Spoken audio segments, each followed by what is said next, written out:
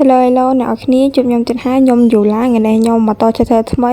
តែយើងអត់ចង់និយាយច្រើនទេចឹងតចូលតែរឿងតបសិទ្ធិមកហ៊ីវ៉ាន់ក៏បានទៅជាមួយជាហាហើយក៏បានសួរជាហាថាតើនេះក្លឹបបាយមែនទេជាហាតគាត់មិនជាម្ចាស់នៅនឹងទាំងស្រុងហ្មងទេគាត់បានចាប់ដៃគូជាមួយមិត្តភក្តិគាត់ពីរនាក់ទៀតជាហាឃើញជាវ៉ាន់គាត់ឆ្ងល់ទៅគាត់ថាមែនទេម្នាក់ដែលជួបនៅលើកមុនអូ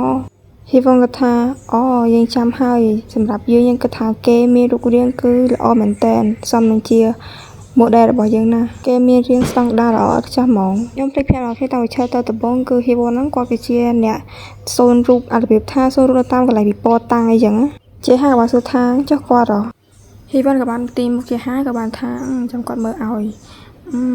មានអីឯងមើលទៅគ្មានសមស្តង់ដារមិនតិចជាហាថាអេអាខ្លាចយើងបោះឯងទៅក្រោមទេអីហើយពីនេះក៏បានកេះចុះកេះហេឡានហើយក៏ទូរស័ព្ទរបស់ហ៊ីវ៉ាន់ក៏បានរកហើយអ្នកចការរបស់គាត់ក៏បានខំមកហើយគាត់ថាអេតើឯងនៅទីណាតើឯងហេតុអ្វីបានទូរចម្លាក់ឯងនៅចោលអញ្ចឹងខ្ញុំជាអ្នកចការឯងណាមិនមែនជាអ្នកបរិយាឯងទេហ៊ីវ៉ាន់ក៏បានតបថាអូយយើងលវសិនចាំជួបគ្នាពេលក្រោយចេះហើយក៏បានសួរថាអេហេតុអ្វីឯងយករូបចម្លាក់ទៅលក់តើឯងក្រមែនទេហ៊ីវ៉ាន់ក៏បានតបថាមែនហើយគាត់ក្រណាស់អញ្ចឹងឯងចង់ឲ្យយើងសូរូបឯងទេគឺរូបស៊ីយ៉នអាកាត់ក្រៃឯងចាប់អារម្មណ៍ទេក្នុងករណីបើសិនឯងចាប់អារម្មណ៍មែនយើងនឹងធ្វើឯងដើម្បីបានលុយបន្តិចបន្តួចពេលនិយាយទៅសងហ្នឹងក៏បានជីហនក៏បានថេវ៉ាន់ក៏បានដើរមកចូលក្នុងនោះហើយស៊ីយ៉នក៏បានរត់ទៅអោបហ៊ីវ៉ាន់ហើយក៏បានថាហ៊ីវ៉ាន់យើងនឹកឯងណាហើយជីហនក៏បានថាគាត់ក៏នឹកឯងដែរហើយក៏បានសឹកទៅថាអើយឯងបានឲ្យឈប់សំដែងទៅហ៊ីវ៉ាន់ក៏បានសួរថាអេថេយ៉នតែឯងជាឆ្កែមែនទេឃើញទៅឯងដូចជាចូលចិត្តមានទម្លាប់ចូលចិត្តហេគីនអត់ទេម្ល៉េះ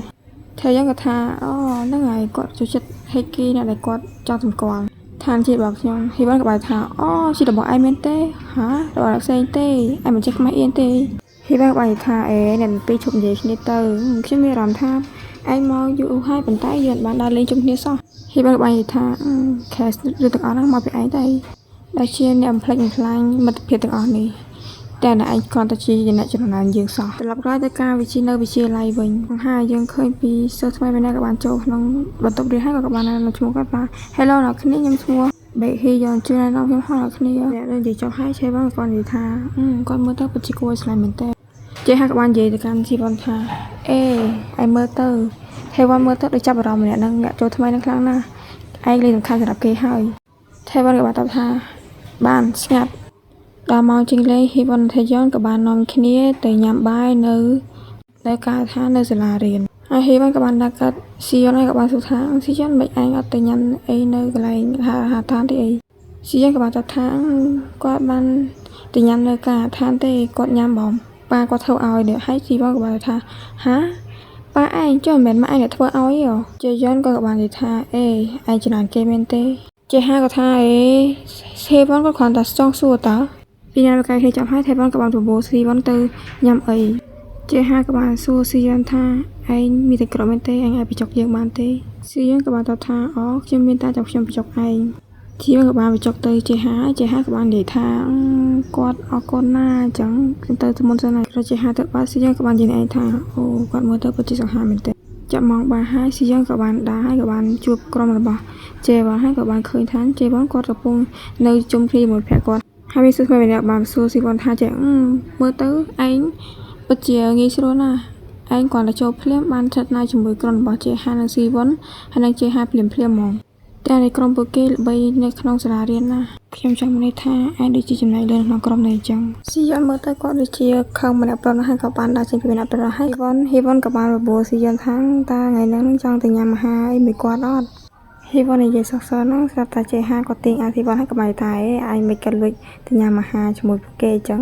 ពីហ្នឹងប្រកាសទៅxongបានឲ្យយើងឃើញថាស៊ីយ៉ាន់ក៏កំពុងតែសម្លក់ទៅស្ពានពីរនាក់ហ្នឹងហើយថេយ៉នក៏បានសួរទៅការស៊ីយ៉ាន់ថាអេតើឯងទៅញ៉ាំអីជាមួយយើងអត់ហើយក៏បាននិយាយថាឯងកុំឆ្ងល់អីពួកគេជីវិតភ័ក្រគ្នាយូរហើយឯងកុំប្រកាន់ពួកគេអី